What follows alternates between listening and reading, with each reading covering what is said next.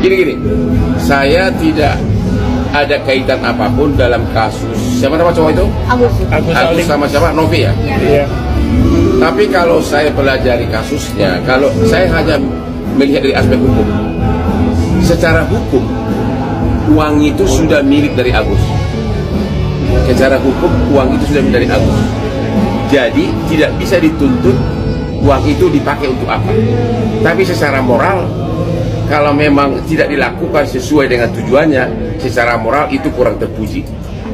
Tapi secara hukum dia sudah pemilik. Kan ada orang menyumbangkan uang ke dia. Waktu disumbangkan itu hak milik uang itu sudah beralih menjadi milik dia. Tapi kan harusnya tujuannya mengobati matanya, tapi dia pakai BPJS katanya. Jadi secara hukum nggak bisa lagi uang itu disalahkan. Oke. Ya. Bang, ini berapa sih Bang? Apa? Budget untuk acara ulang ini? Iya tahu. Berapa nih Bang? Flashback. Nggak ada artinya buat Pak Novi, bantu saya. Saya minta sama Mbak Novi, mohon banget bantu saya untuk perawatan saya, Mbak Novi. Bantu saya. Agus mohon Mbak Novi. Iya. Nanti kita bantu ya dari yayasan ya. Nangis-nangis, ada yang teriak-teriak, ada yang histeris. Memang keadilan itu di Indonesia sangat mahal. Keadilan itu di Indonesia sangat mahal. Kasihan lihatnya. Ada Kasih biaya sesar sampai biaya untuk santunan ke keluarganya, bentuk tanggung jawab saya gitu. Terus malah seperti ini. Tapi pelajaran ya guys, semuanya itu harus sesuai dengan prosedur. Iya. Dan harus melibatkan pemerintah. Ya pemerintahnya nunggunya sampai kapan Mbak? Selama ini kalau udah mengajukan, udah pernah mengajukan belum? Saya udah Mbak, waktu di Indramayu yang kami boleh di YouTube saya. Ada kita nunggu seharian, kita tunggu itikat Indramayu loh. Itu yang satu anak ya? Hah? Ya itu satu anak, Kan semuanya ada 10 deh. nggak semuanya berbeda-beda Mbak. Dari ibu yang berbeda nggak mungkin satu ibu dua anak kita tampung. Maksudnya perizinan ke dinas sosialnya itu dulu. Ya Bu, ya kita tunggu dari pagi sampai kita pulang malam itu di Indramayu pulang balik kita tunggu dinas sosialnya itikat baiknya. Terus kita menungguin sampai kapan gitu loh Mbak. Sedangkan udah giginya waktu itu boleh cek Bu Neneng itu dehidrasi dia diem aja. Nanti itu Bu dilampirkan di interview aja yang tentang ke dinas sosial yang apa-apanya itu nanti pas di interview di kantor aja gitu Bu. Kalau yang ini untuk anaknya dulu aja Bu, sama dinas sosial bapak-bapak dan ibu. Kalau kami kan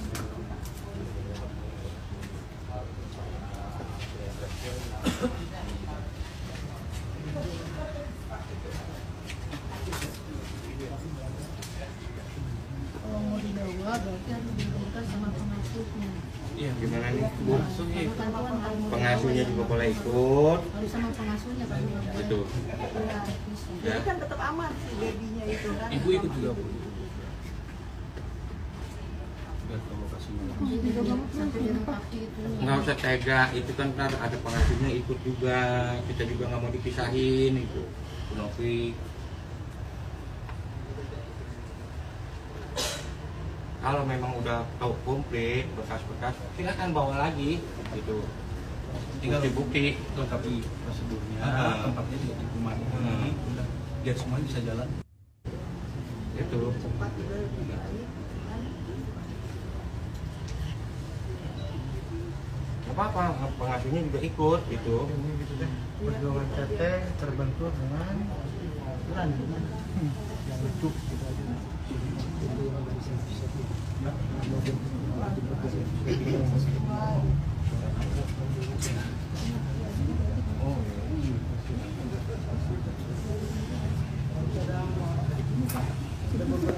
Jadi guys, tiba-tiba ada datang dari kepolisian, dinas sosial dan Kemensos Republik Indonesia yang menanyakan legalitas kita. Alhamdulillah legalitas kita ada, tapi mungkin kesalahan kita dan ketidaktahuan kita tentang isi dari yayasan tersebut gitu. Tidak adanya perawatan untuk bayi, jadinya bayi-bayi saya mau diambil katanya. Yang saya rawat daripada saat hamil, biaya melahirkan, semuanya.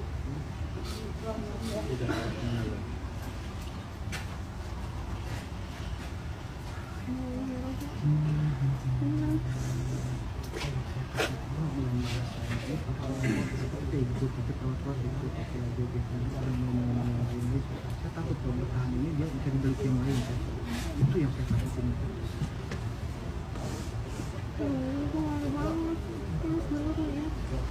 Nanti kalau misalnya itu dia pasti persulit lagi gitu. Enggak. Awalnya kan nggak ada sesuatu. Justru kita mempertahankan ini takut yang delik yang itu dari awal ngomong saya kata yang bakal kena malah ya benar.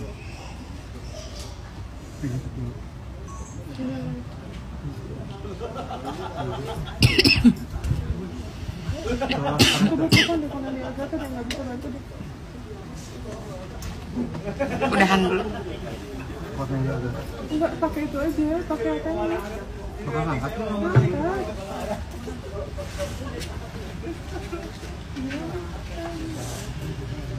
Angkat. Bu, ini anak tempat foto mau diambil, bisa bantu nggak Bu backup solusinya gimana? Keluar dulu dong.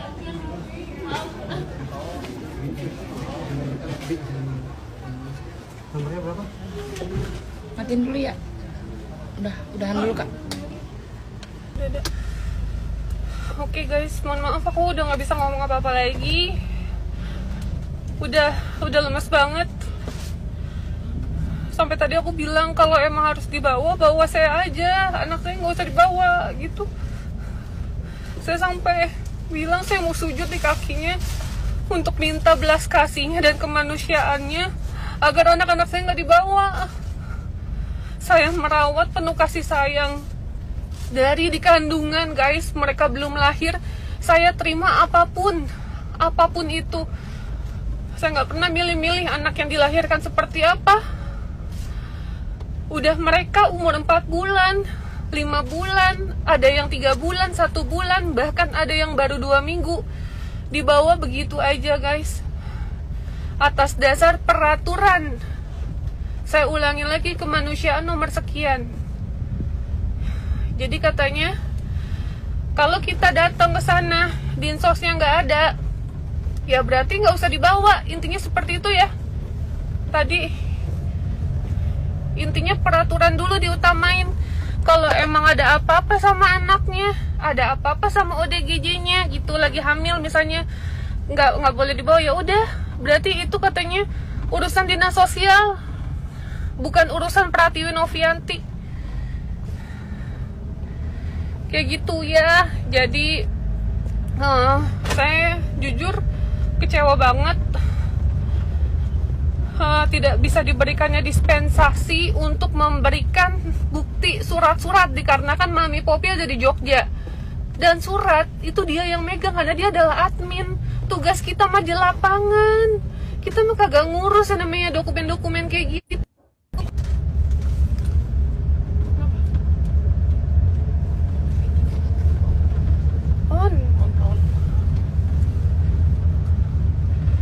Jadi admin harus standby di yayasan gitu. Jadi kita nggak boleh ada urusan pribadi gitu ya. Jadi kalau ada urusan pribadi ya nggak bisa gitu intinya mah. Saya nggak tahu nih, udah nggak bisa ngomong apa-apa lagi. Intinya saya minta tolong, semoga di luar sana ada orang yang bisa membantu saya. Saya nggak tahu nih, nggak bisa mikir lagi gimana caranya. Saya harus mengambil hak anak saya kembali. Perjuangan saya terhadap anak-anak saya, walaupun mereka itu adalah anak asuh saya, tetap saya adalah orang tuanya. Saya selama ini berjuang untuk mereka, gitu loh. Jadi semoga Allah mudahkan, ini maghrib ya, niat baik saya untuk mengambil anak saya kembali gitu.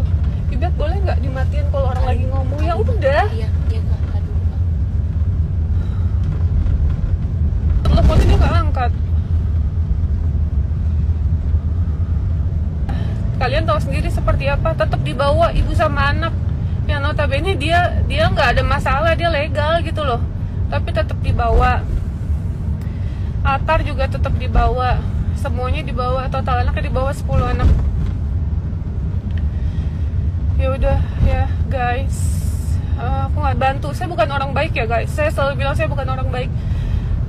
Tapi jadi orang yang selalu mau berbuat kebaikan sama orang lain, cobaannya Masya Allah.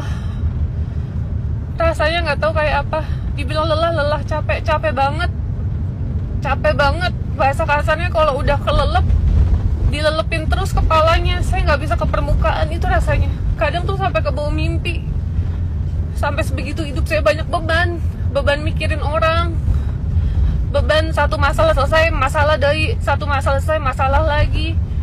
Nggak kelar-kelar, ada aja gitu. Kemarin juga belum lama ada lagi datang kasus Semarang yang masalah Vera, Bu Neneng, Tuti, Ani, anak-anak saya, ODGJ yang saya rawat, lansia yang saya rawat, ODGJ yang kita bantu ke RSJ. Gimana nasib mereka? Apa saya lepas tangan gitu aja dan memulai hidup saya yang baru, mencari pekerjaan, dan bisa aja saya menjadi pramugari lagi. Tapi gimana nasib mereka? Mereka nggak bisa memilih. Kalau pilihan saya bisa memilih, saya bisa bikin usaha, saya bisa ini, saya bisa itu. Tapi gimana nasib mereka? Kalau niat baik aja dipersulit oleh orang